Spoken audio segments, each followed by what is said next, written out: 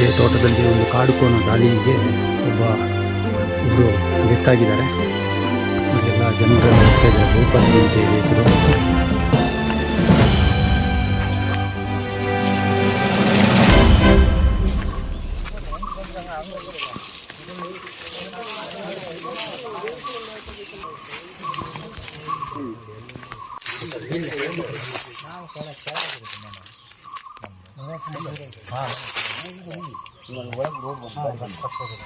ಇಲ್ಲಿಗೆ ಆರ್ತಾ ಇರಲಿಲ್ಲ.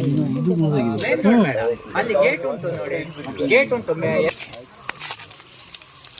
ಕರ್ಕೊಂಬಂದಿ ಇಲ್ಲಿ ಇದು ದಾರಿ ಬರುದು. ಎಂತ ಅವ್ರು ಎಂತ ತಂದಾರೆ ಅಲ್ಲಿ ಬರೋದು, ಎಂತ ತರಲ್ಲ ಬೈಕಲ್ಲಿ ಬರೋದು ಕಷ್ಟ. ಬರೋದು ಕರ್ಣ ಕಟ್ಟಿಕಪ್ಪ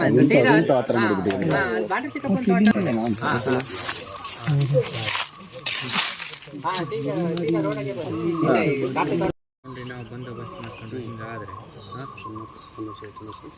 ಅವ್ರ ತಂದೆ ಹೆಸರು ಚಂದ್ರಶೇಖರ.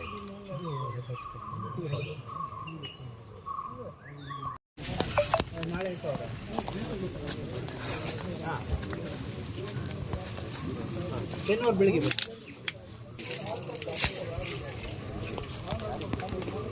ರೋಡ್ ಎಂಟ್ರಿ ಆಗಬೇಕು.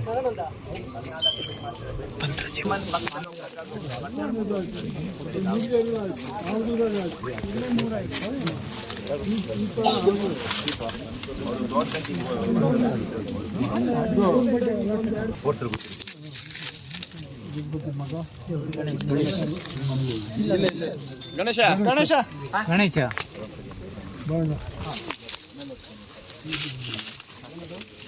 ಬಾಡಿನ ಹಾಸ್ಪಿಟ್ಲಿಗೆ ಶಿಫ್ಟ್ ಮಾಡೋಣ.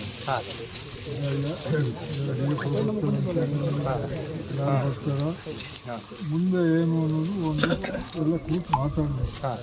ಪ್ರಭಾಕರ್ ಗೌಡರಿಗೂ ಹೇಳಿದೆ, ಬೇರೆ ಯಾರಿಗೂ ಹೇಳಿದೆ. ಕೂತ್ಕೊಂಡು ಮಾತಾಡಿ ಮುಂದೆ ಈ ಥರ ಆದರೆ ಏನು ಮಾಡಬೇಕು ಅನ್ನೋದು ಅಧಿಕಾರಿಗಳ ಹತ್ರ ಮಾತಾಡಿದೆ. ಅವರೊಂದು ಜವಾಬ್ದಾರಿ ತಗೊಂಡು ಇದು ಮಾಡಬೇಕು. ಪಾಪ ಇಲ್ಲಿ ನಾವು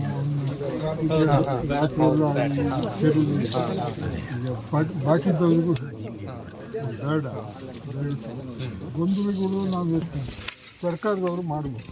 ಯಾರು ಜನಪ್ರತಿನಿಧಿಗಳಿದ್ದಾರೆ ಅವ್ರು ಮಾಡಬೇಕು. ಅವರವರೇ ಜಗಳ ಮಾಡ್ಕೊಂಡು ಒಬ್ಬರ ಮೇಲೆ ಒಬ್ರು ದೂರ ಹೇಳೋದು. ಯಾವನಿಗೂ ಜನ ಬೇಕಾಗಿಲ್ಲ, ಜನರ ಕಷ್ಟ ಯಾರಿಗೂ ಬೇಕಾಗಿಲ್ಲ. ಇದು ಆಗಿದೆ ನಮ್ಮ ಪರಿಸ್ಥಿತಿ. ಪಾಪ ಮತ್ತು ನಿಮ್ಮ ಕುಟುಂಬದವರು ಮತ್ತು ಬೇರೆ ಯಾರು ಇದ್ದರೆ ಕೇಳ್ಕೊಳ್ಳಿ. ಇಲ್ಲ ಸಂಘಟನೆ ಒಂದು ಮೀಟಿಂಗ್ ಕರೆದ್ರೆ ನಾವೆಲ್ಲ ಬರ್ತೀವಿ ಸರ್. ಮಾಡೋಣ ಸರ್. ಅವರಿಗೆ ಸರ್ಕಾರ ಕೆಲಸ ಬಿಟ್ಟು ಹೋಗೋರು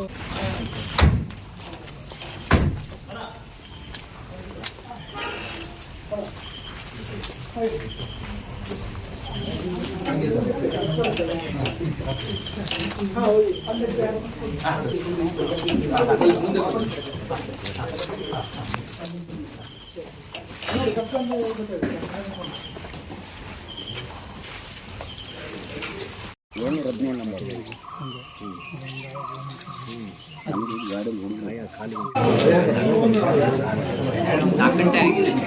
ನಾವು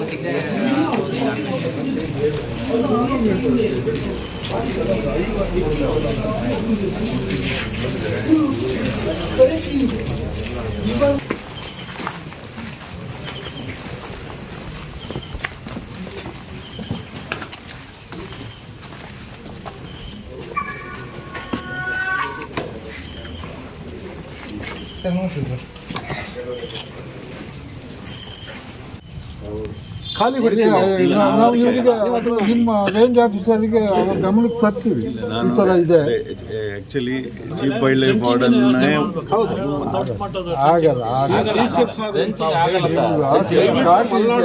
ಚೀಫ್ ವೈಲ್ಡ್ ಲೈಫ್ ವಾರ್ಡನ್ ಅಂದ್ರೆ PCCF ವೈಲ್ಡ್ ಲೈಫ್ ಇದ್ದಾರೆ.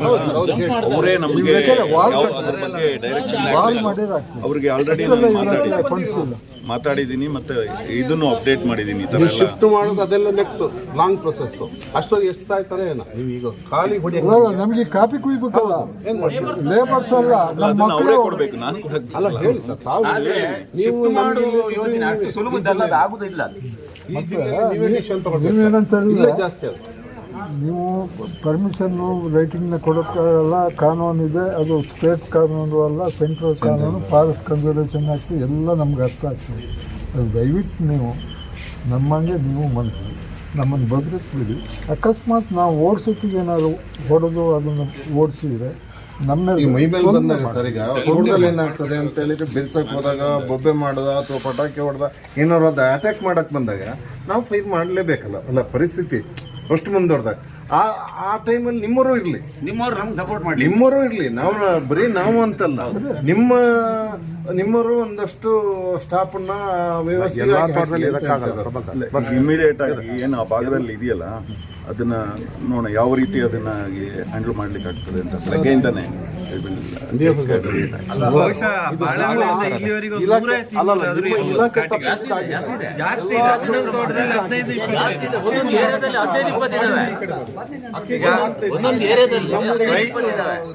ರೈತರು ಯಾರು ದನ ಸಾಕ್ತಾ ಇಲ್ಲ, ಕಾಟಿ ಸಾಕದಂಗ. ಸರ್ 2 ವರ್ಷದ ಕೆಳಗೆ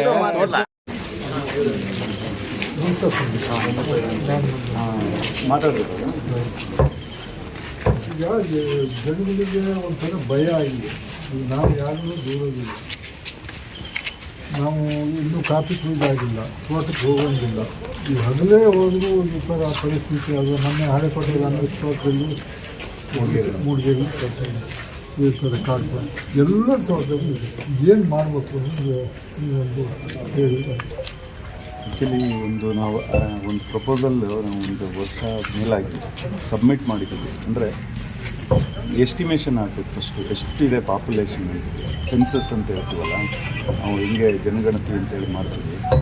ಈ ಕಾಟಿಗಳದ್ದು ಜನಗಣತಿ ಆಗಿದೆ, ಆವಾಗ ನಮಗೇನಾಗುತ್ತೆ ಮ್ಯಾನೇಜ್ಮೆಂಟ್ ಪರ್ಸ್ಪೆಕ್ಟಿವಲ್ಲಿ ಕ್ರಿಯೇಟಾಗಿ ಇದನ್ನು ಮಾಡ್ತೀವಿ. ಏನು ಸೆನ್ಸಸ್ ಮಾಡಿಬಿಟ್ಟು ಮ್ಯಾನೇಜ್ಮೆಂಟ್ ಮಾಡಲಿಕ್ಕೆ ಯಾವ ರೀತಿ ಅದನ್ನು ಮಾಡಬೇಕು ಅಂತ ಕಾಟಿ ಎಷ್ಟಿದಾವೆ ಅಂತ ಯಾರು ಸರ್ ಹುಡ್ಕೊಂಡು ಹೋಗೋದು ಮಾಡ್ತಾರೆ. ಅದಕ್ಕೊಂದು ಮೆಥಡಾಲಜಿ ಇದೆ. ಈಗ ಸರ್, ಈಗ ಕಾಡು ಒಳಗೆ ಇರುವಂತದ್ದು ನಾವು ಹೇಳೋದು ಎರಡು ಮಾಡಬೇಕು. ಅಲ್ಲಲ್ಲ, ಈಗ ಇರುವಂತದ್ದು ಕಾಟಿಗಳು ಕಾಡು ಒಳಗಡೆ, ನೀವು ಊರ ಒಳಗಡೆ ಇಲ್ಲ ಆ ಥರ ಮಾಡಲ್ಲ. ಅಲ್ಲ ಇರಲಿ ಸರ್. ಅಲ್ಲ, ಯಾವ ಮಟ್ಟಕ್ಕೆ ಬಂದಾಗ ಅಂತ ನೋಡಿ ಇಲ್ಲ ಆಯ್ತು. ಈಗ ಪಕ್ಕದ ತೋಟದವ್ರು ಎಲ್ಲರೂ ಕೂಡ ಹಳೆಕೋಟೆ ರಮೇಶನ್ ತೋಟದಲ್ಲಿ ಆಯ್ತು, ಮೊನ್ನೆ ಆದೂರಲ್ಲಿ ಒಂದಾಯ್ತು. ಇದೇನಾಗ್ತದೆ ಅಂತ ಹೇಳಿದ್ರೆ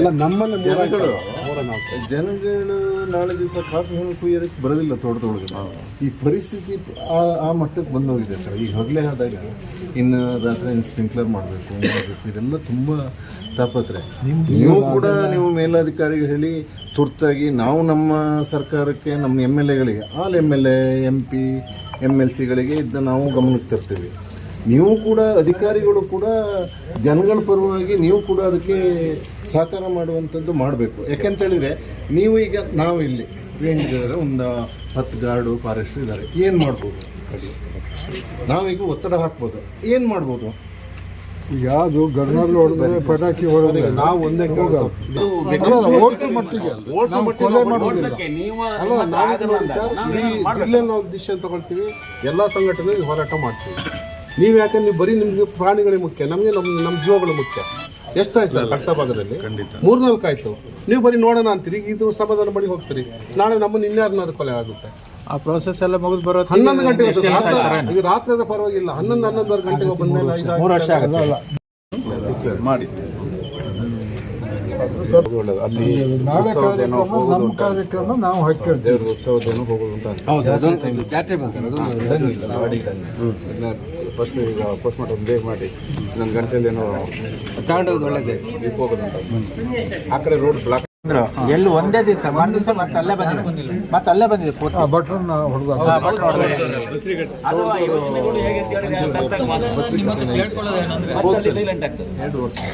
ನಾವು ಮತ್ತೆ ಕಳಿಸಿದ ಮಟ್ಟಿಗೆ ನಿಮ್ಮ ಇಲಾಖೆಗೆ ಸಾರ್ವಜನಿಕರು ನಾವು ಕೂಡ ನಮ್ಮ ಶಾಸಕರಿಗಾಗಲಿ ಮೇಡಮ್ ನನ್ನ ಹತ್ರ ಮಾತಾಡಿದ್ದೀನಿ, ನಾನು MLCಯವರಿಗೆ ಉಪಸಭಾಪತಿ ಭೋಜೇಗೌಡರು ಎಲ್ಲ ಆಲ್ MP ಅವರು ಜಿಲ್ಲೆ MLAಗಳಿಗೆ ಪೂರ ಹೇಳೋಣ ಸರ್. ಮಲೆನಾಡು ಭಾಗದ ಅದೇ ಅಂತಲ್ಲ, ಕೂರ್ಗ್ ಭಾಗದ ಪಕ್ಷಾತೀತವಾಗಿ ಕೇಳ್ತಿದ್ದೀವಿ, ಪಕ್ಷಪಾತಿ ಏನಲ್ಲ ಅಂತಲ್ಲ, ಡಿಪಾರ್ಟ್ಮೆಂಟ್ ಇಂದು ಅಷ್ಟೇ ಸಪೋರ್ಟ್ ಬೇಕು ಅಂತ. ಗೌರ್ಮೆಂಟ್ ಎಲ್ಲಿ ಸಪೋರ್ಟ್ ಇಲ್ಲ, ವಿರೋಧ ಆಗ್ತದೆ, ಕಷ್ಟ ಆಗ್ತದೆ. ಫಾರೆಸ್ಟ್ ಒಳಗಡೆ ಇದೆಯಲ್ಲ, ಖಂಡಿತವಾಗ್ಲೂ ನಾವು ಏನು ಲೈಫ್ ಎರಡನ್ನೂ ನಾವು ಇದು ಮಾಡಲೇಬೇಕು. ಅಲ್ಲ 7 ವರ್ಷ ಜೈಲು ವ್ಯವಸ್ಥೆ ಆಗುತ್ತೆ. ಅದಕ್ಕೆ ನೀವು ಅವಕಾಶ ಕೊಟ್ಟರೆ ಸಾಕು. ಅದುವರೆಗೆ ನಾವು ಮಾಡಿದ್ದೇವೆ ತಯಾರಿಲ್ಲ. ಏನಂತ ಏನಂದ್ರೆ ನಮಗೆ ಹೊಡೆಯಕ್ಕೆ ಪರ್ಮಿಷನ್ ಕೊಡಲಿಲ್ಲ. ಅದು ಆಗೋದಿಲ್ಲ. ಅವರು ಆ ಬಾಯಿ ಹೇಳಕ್ಕಾಗಲ್ಲ. ನಾನು ಬೇಕಾದ್ರೆ ಅದ್ರ ಬಗ್ಗೆ ಇಮಿಡಿಯೇಟ್ ನಾವೀಗ ಇಷ್ಟೇ ಮಾಡಿದ್ರೆ ಸಾಕು. ನಾವು ಹೊಡೆದ್ರೆ ಸೀರಿಯಸ್ ಆಗಿ ಆಕ್ಷನ್ ತಗೊಳ್ಬೇಡಿ, ಓಪನ್ ಆಗಿ ಹೇಳ್ಬೇಡಿ. ಬಟ್ ನಿಮ್ಮ ಡಿಪಾರ್ಟ್ಮೆಂಟ್ ಡೈರೆಕ್ಷನ್ ಮಾತಲ್ಲಿ ಹೇಳಕ್ಕಾಗೋದಿಲ್ಲ. ಅದಕ್ಕೆ ಇಂಡೈರೆಕ್ಟ್ ಆಗಿ ಹೇಳ್ತಾ ಇರೋದು ನಿಮಗೆ. ಬಾಯಿ ಬಿಟ್ಟಂಗಿಲ್ಲ. ಅವರು ಶಿಫ್ಟ್ ಮಾಡೋದಿದ್ರೆ ಮಾಡ್ಕೊಂಡು ನಮ್ಮ ಜಾಗದ ಒಳಗೆ ಬಂದರೆ ಯಾರೇ ರೈತರು ಹೊಡೆದ್ರು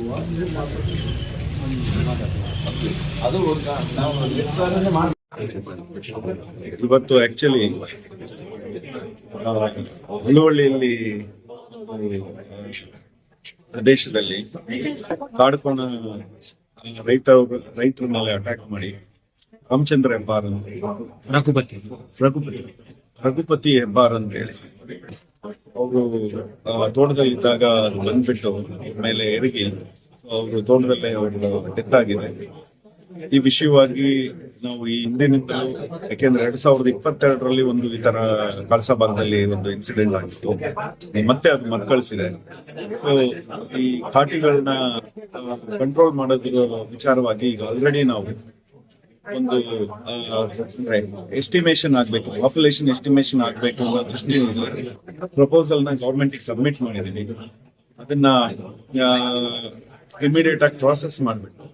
ಸೊ ಈ ಭಾಗದಲ್ಲಿ ಇರ್ಬೋದು ಅಥವಾ ಏನು ಉಪ ವಿಭಾಗ ವ್ಯಾಪ್ತಿನಲ್ಲಿ ಕಂಪ್ಲೀಟ್ ಪಾಪ್ಯುಲೇಷನ್ ಎಸ್ಟಿಮೇಷನ್ ಮಾಡಿ ಮ್ಯಾನೇಜ್ಮೆಂಟ್ ಪ್ಲಾನ್ ನ ತಯಾರು ಮಾಡಬೇಕಾಗುತ್ತೆ. ಆ ಮ್ಯಾನೇಜ್ಮೆಂಟ್ ಪ್ಲಾನ್ ಪ್ರಕಾರ ಮುಂದೆ ನಾವು ಇದರ ನಿರ್ವಹಣೆ ಬಗ್ಗೆ ಸೀರಿಯಸ್ ಆಗಿ ನಾವು ಕ್ರಮ ಕೈಗೊಳ್ತೀವಿ. ಸರ್, ಈಗ ಇವತ್ತು ಕೂಡ ಡೆತ್ ಆಗಿದಾರಲ್ಲ, ಡೆತ್ ಆದಾಗ ಅವರಿಗೆ ಎಷ್ಟು ಪರಿಹಾರ ಅಂತ ಏನಾದ್ರು ಘೋಷಣೆ ಮಾಡಿಲ್ಲ? ಯಾವುದೇ ಒಂದು ಕಾಡು ಪ್ರಾಣಿಯಿಂದ ಡೆತ್ ಆದ್ರೆ 15 ಲಕ್ಷ ಅವರ ಫ್ಯಾಮಿಲಿಗೆ ನಾವು ಕೊಡ್ತೀವಿ. ಸೊ ಅದೇ ರೀತಿಯಾಗಿ ಇವತ್ತು ಸಹಿತ ಫ್ಯಾಮಿಲಿ ಯಾರು ಸ್ಪೌಸಿಗೆ ಈ ದಿನ ನಾವು ಚೆಕ್ ವಿತರಣೆ ಮಾಡ್ತಾ ಇದ್ದೀವಿ. ಸರ್, ಈಗ ಗ್ರಾಮಸ್ಥರೆಲ್ಲ ಏನ್ ಹೇಳಿದ್ರು ಸರ್ ಆಡ್ಕೊಂಡು? ಅದೇ ಅವ್ರಿಗೆ ಪರ್ಮನೆಂಟ್ ಸೊಲ್ಯೂಷನ್ ಮಾಡಬೇಕು, ಮತ್ತೆ ಅತಿ ಶೀಘ್ರದಲ್ಲೇ ಒಂದು ಪರ್ಮನೆಂಟ್ ಸೊಲ್ಯೂಷನ್ ಆಗ್ಬೇಕು ಅಂತ ಹೇಳಿ ಇದ್ರ ನಿಟ್ಟಲ್ಲಿ ಆಲ್ರೆಡಿ ನಾವೀಗ ಏನು ಕ್ರಮ ಮಾಡಿದೀವಿ. ಸೊ ಅದನ್ನ ಮುಂದುವರಿಸಿ ಶೀಘ್ರದಲ್ಲೇ ಇದಕ್ಕೊಂದು ಪರ್ಮನೆಂಟ್ ಸೊಲ್ಯೂಷನ್ ನ ಕಂಡುಹಿಡಿಯಲಿಕ್ಕೆ ಪ್ರಯತ್ನ ಪಡ್ತೀವಿ. ತಮ್ಮ ಹೆಸರು ಸರ್? ನಂದೀಶ್ ಅಂತ ಹೇಳಿ, ನಾನು ಉಪ ಅರಣ್ಯ ಸಂರಕ್ಷಣಾಧಿಕಾರಿ ಉಪ ವಿಭಾಗ.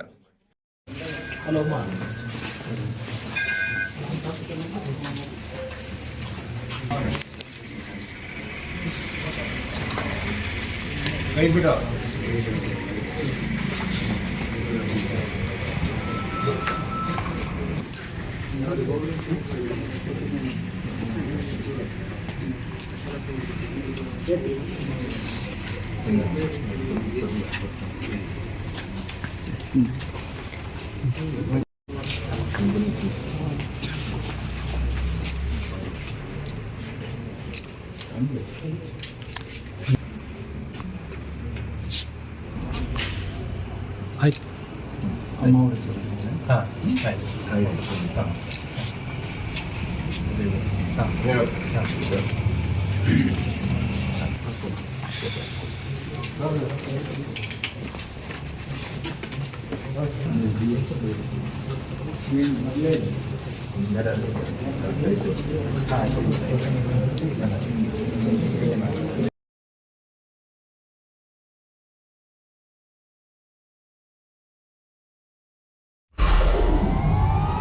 ವಿಡಿಯೋ ನೋಡಿದ್ದಕ್ಕೆ ಧನ್ಯವಾದಗಳು.